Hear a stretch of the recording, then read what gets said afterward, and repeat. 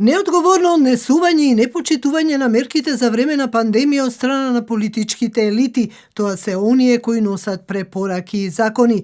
Ваквите случаи не се инцидентни кај политичари, високи функционери, партиски и верски лидери и создаваат револт кај граѓаните. Во време на полициски час, кога граѓаните седеа дома, верските лидери повикуваа на масовност во храмовите, на лити, молитви во џамиите. Во изминатиот период бевме сведоци како политичари и партиски лидери се однесуваат крајно неодговорно и спротивно на препораките кои ги упатуваат на граѓаните. Ова не е прв пат верски лидери, политичари, високи функционери да ги прекршуваат законите, мерките, препораките кои што во време на пандемија важат за сите подеднакво.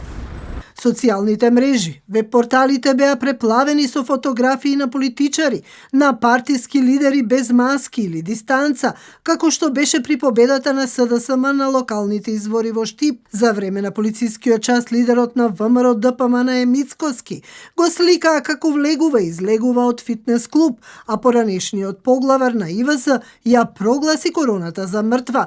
Последниот случај со високи функционери на ДУИ, кои славеа роден ден на нивниот лидер во Министерството за политички систем и се сликаа без маски и дистанца, предизвика бура од реакции во јавноста. Прекршувањето на мерките и на здравствените протоколи за спречување на и заштита од коронавирусот е казниво заради загрозување на животот и здравјето на граѓаните, без оглед на тоа дали станува за граѓани, збор за граѓани, за институции, за верски организации, мерките важат за сите. Во случај на непочитување, сите одговараме еднакво пред законот. Се заврши со казни од 20 евра за функционерите на ДУИ, за министерот Груби 500 евра. За морална одговорност и оставки никој не помислува. Побаравме официјален став за овој случај, но од кабинетот на министерот Груби одговорија дека немал време, му била набиена агендата, а на прашањето не одговори ниту министерот Османи. Никој не може да биде над законот, особено не во оваа ситуација на пандемија, и политичарите и духовните лидери се со статус на граѓани и тие подлежат на граѓански прописи, вели Ана Чупеска, професорка на правниот факултет. Казните беа промптно изречени, иако впечатокот што го оставија колку и да биде тоа, колку и да било тоа секунда, дел од секунда ги изваделе маските, пораката која што се прати, мислам, остава еден впечаток дека станува збор за недопирливи и за недопирливи лица. А верувам дека и на нив тоа не им оди во прилог, така што не знам како ќе го поправат тој впечаток што го оставија со таа фотографија. МПЦ и ИВЗ, кои тешко се прилагодија на кризата со пандемијата, сега повикуваат на почитување на мерките, да се празнува одговорно, но во исто време не се откажуваат од своите верски ритуали, кои според медицината и науката представуваат опасност од ширење на вирусот. Од причеста со лажичката не се заразил никој досега, децидене отец Бобан Митрески. Кога сме веќе кај лажичката и причестувањето, ние не можеме да ја смениме суштината на нашето верување. Ние не се причестуваме со лажичката. Ние се причестуваме со Христос. На лажичката е Христос. Во Христа нема ништо што може да ни наштети. И тоа го правиме 2000 години наназад. И искуството до сега покажало дека Христос за оној што пристапува со вера и кој што пристапува со соодветната подготовка во примањето на телото и крвта Христови, кој што ги имаме на лажичката, не може да биде заразен, туку тоа го примаме како што читаме и во молитвата за здравје и за спасение. Но високи свештени лица починаа од опасниот вирус во Црна Гора и Србија, а пошироката јавност беше згрозена од целивањето на нивните мртви тела, дури и од деца.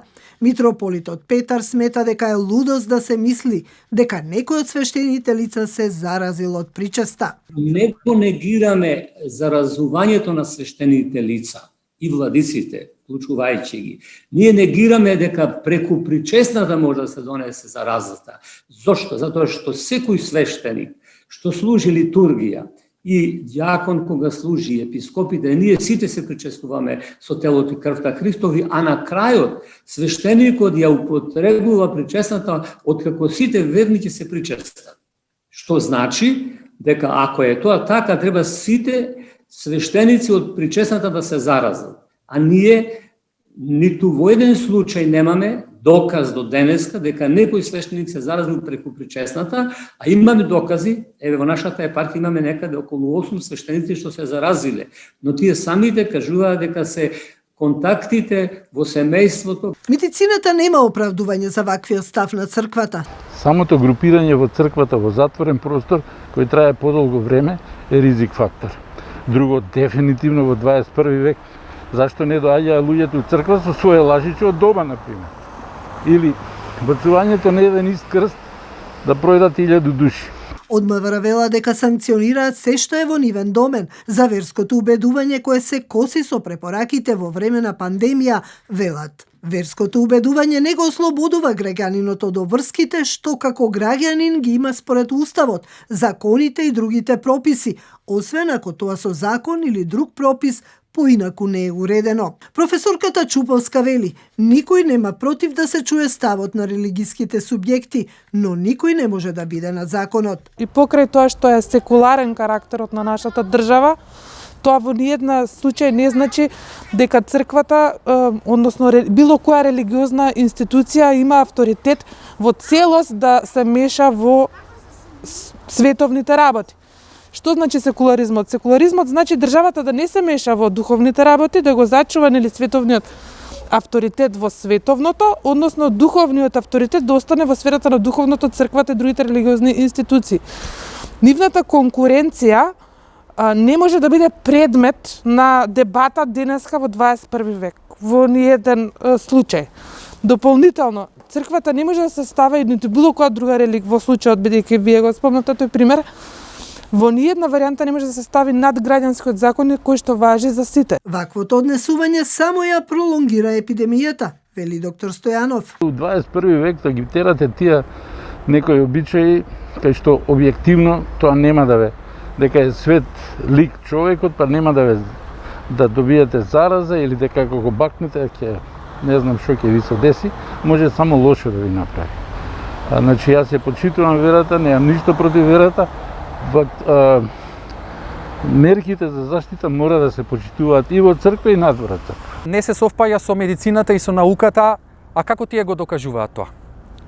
Која е нивната статистика дека тоа се случува?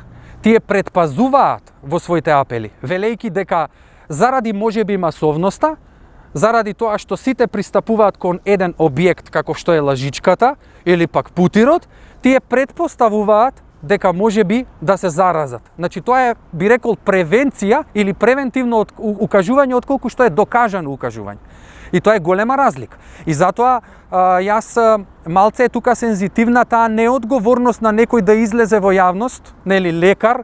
Митрополитот Петар пак подсетува на неодговорното однесување на политичарите кои ги кршат мерките што сами ги донеле.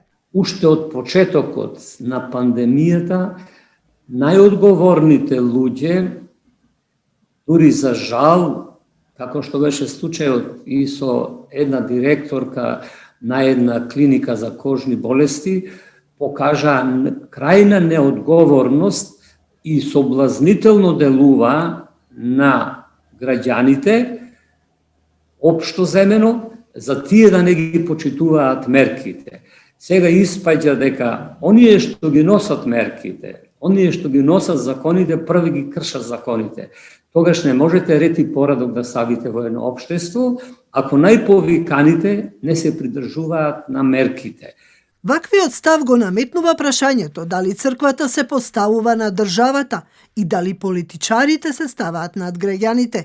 Пандемијата со коронавирусот ги сврли на површина сите негативности од тие кои треба да бидат пример на граѓаните. Политичко лицемерие и непочитување на мерките кои што важат за сите подеднакво.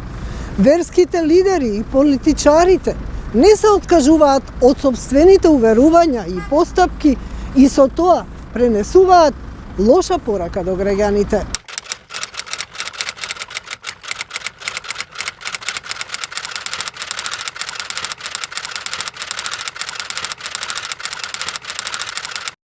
Последните 2 недели имаше 2 настани кои одбележа. Тоа е прво прославата на роденденот на Ахмети во Министерството за политички систем, кај Артан Груби.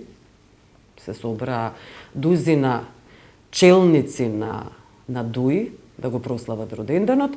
Вториот настан беше чествување на Божич во црквите, каде што повторно се чествуваше со една лажичка. И во двата случаи и политичките лидери и црковните лидери предходно апелираа за почитување на пандемија мерките, за дистанца, маски, но тоа не беше случај, значи и на двата настани. Ако очекувате да кажам дека законот треба да важи за некого, а за други да не важи, апсолутно не можам да се согласам. Како правник. Да, црковните и политичките лидери се чини или се всушност, не би рекла се чини, туку се над законот и тоа се покажува и во овие последни 2 настани, 2 случаи кои се многу од мноштвото настани случаи кои се случуваат во оваа држава практично. Над законот би биле ако не се процесуира нивната одговорност. Во случај кога се процесуира одговорноста, се разбира дека логично не би можеле да бидат над законот. Ако тоа останува само како факт или како вест, од кој што нема завршница, секако дека треба да се реагира за да тоа се ремедира. Ако ме прашате мене како правник, јас тоа би можела да ви го кажам. По однос на верските заедници, јас би го ставила малку поопшто. Сега во последниот период го имавме Божич и затоа ни е посвежо во сеќавањето на што го гледавме, но генерално земено, верувам дека со оглед на тоа дека нашата држава е секуларна по устав, значи начелото на подвоеност на државата и верските организации е реалност. Тоа е всушност одлика на секоја модерна држава. Така и нашата држава би требала да функционира. И во таа смисла сметам дека ни една професија, ни една вокација, па ни свештените лица, ниту пак институциите верски како такви не може да бидат изземени од примената на законот. Верувам дека оваа појава на пандемија е големо критично прашање на кое што се тангира јавното здравје. А јавното здравје е ирелевантно на лицата која верска припадност, национална се, што вокација имат и така натаму. Која функција имат. Да, што вокација имат во суштина, дали се политичари или не се политичари. Функцијата е важна пред се, па после вокацијата, тоа е барем во оваа држава случај. Па во таа смисла верувам дека законот еднакво мора да биде применет за сите. Јас малку го погледнав, тоа е предвидено и во кривичниот законик и тоа не се измени дополнување на кривичниот законик од скоро. Тоа се конкретно член 205 и 206 од КАЗЕ, ако не се лажам, каде што се одговорни и физички лица, но и правни лица во случај да се стават граѓаните во опасност кога е во прашање пандемија или пак да ги изложуваат на здравствен ризик. Здравствениот ризик за нашето население е толку голем, ние гледаме колку жртви имавме досега починати само од ковид пандемијата, така да мислам дека сите треба да се свестиме, не е веќе прашање на тоа дали може некој од позиција на сила или на моќ, многу важно. Дали некој може да го прави тоа, туку треба со личен пример да покаже дека ќе постапува примерно, за да можат и другите да се угледаат на тоа однесување. Добро, значи во правилото на секуларноста во една држава, во еден систем значи дека аргументите и фактите државата ги цени врз основа на наука или врз основа на веродостојни факти. Не можеме да деривира ставот према, например, причестувањето со лажичка или пак други верски активности, да ги деривираме врз база на теолошки толкувања на свештени лица од било која верска припадност. Како се доживува причестувањето со лажичка како чин, на пример, затоа што тоа е најсвежо сега тоа го кажувам, може би заради овој момент и заради критичноста на состојбата, верската организација требала да најде некој тип на времена адаптација. Сега кажувам пример, пластично лажиче за секој еден кој што би сакал да се причести. Да не може многу. Со тоа би се намалил фондот, богатството на МПЦ со джиповите и останатите луксузи. Здравието на населението, мислам дека сега сме во таков период што бара жртви. Бара секакви жртви, материјални жртви сигурно сме имале, може секоја институција тоа да го стори. Добро, дуи се жртвуваше, видовме дека платија некакви казни од 20 евра, но откако настана голема бура во јавноста, зошто на политичарите, се говоревме и за црковните лица, сега да говориме и за политичарите, зошто на политичарите им е неопходно некакво делување од страна на јавноста за да станат свесни дека ја злоупотребуваат сопствената моќ? Па сега тоа прашање може да има различни толкувања. Најверојатно дека власта е одредена привилегија која што дозволува лицето кое што е на власт да се чувствува покомотно. Да. А да кажете ми, јас го разгледував Уставот многу пати, не можев да најдам некаков специјален член каде што се изема црквата, но и политичарите од почитување на законот, од некаква одговорност. Принципот на владење на правото устав во кој ќе покажете не постои, се разбира дека не постои. Прашање на принцип на владењето на правото. Правото значи како квалитет на примена на сите евентуални случаи што потпаѓаат под одреден член, мора да се применува соодветно, инаку немаме владење на правото, а тоа е еден од основните темелните вредности на нашиот устав. И да подсетам и на уште една одредба, затоа што таа одредба се повикувавме исто така кога решаваше Уставниот суд, да речеме, на прашањето на вакцините. Секој граѓанин е одговорен и треба да го напредува сопственото здравје, но исто така има одговорност и за здравјето на другите. Токму така експлицитно е кажано и во Уставот, па според тоа можеме соодветно да ги врземе сите оние законски одредби кои што предвидуваат казнивост.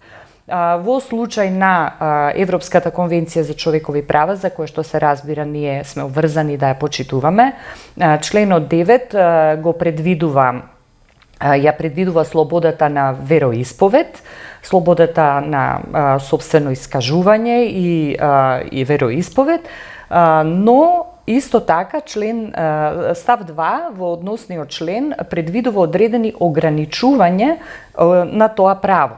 Меѓу другите таксативно наброени прашања, како што се јавна безбедност и така натаму, спомнато е здравието. Значи, здравието може да биде добра основа државата да ограничи во известна мерка исполнување на одредени верски права, токму заради таа повисока вредност. Секој пат во одлуките на Европскиот суд за човекови права се прави баланс или се прави проценка во која мерка правото, особено во оние членови кои што можат да бидат под одредени услови ограничени, бидејќи не сите се такви во конвенцијата, се разбира. Конкретниот член е така да, повикувајќи се на јавното здравје, на здравствената заштита на целото население, може да биде основ за известно ограничување на верските права. Конкретно еве ова причестувањето со лажиче најконкретен пример или пак некои други елементи во обредите кои што би морале да се ограничат во извесен степен времено заради некое повисоко добро. Предпоставувам и супремацијата на политичарите не може да биде над колективното здравје. Односно правото на и тоа здравје. Добро. Да. Зборувавме за верската компонента, верската, но и политичката компонента не сме да се заборави, заради тоа што светските искуства покажуваат всушност дека политичарите имаат привилегии, но имаат и одговорност и некакви обврски што во Македонија тоа многу ретко се покажува, во ваквите случаи особено. Можам да се согласам. Мислам дека многу загрижува индолентноста, не само на овие категории. И граѓаните генерално и покрај опасноста повторно се не однесуваат неодговорно и индолентно. Мислам дека треба да постои повисока свест. Дали тоа има врска со културата на населението или пак со некоја навика за неказнивост или пак ги некој друго прашање. Како пример политичарите или пак религиозните лидери и од нив извлекуваат некаков манир на однесување. Да, но мислам дека освен овие примери кои што ги гледаат и самото население не е доволно дисциплинирано. Да. Добро, јас ви благодарам, госпоѓа Габрса. Благодарам јас.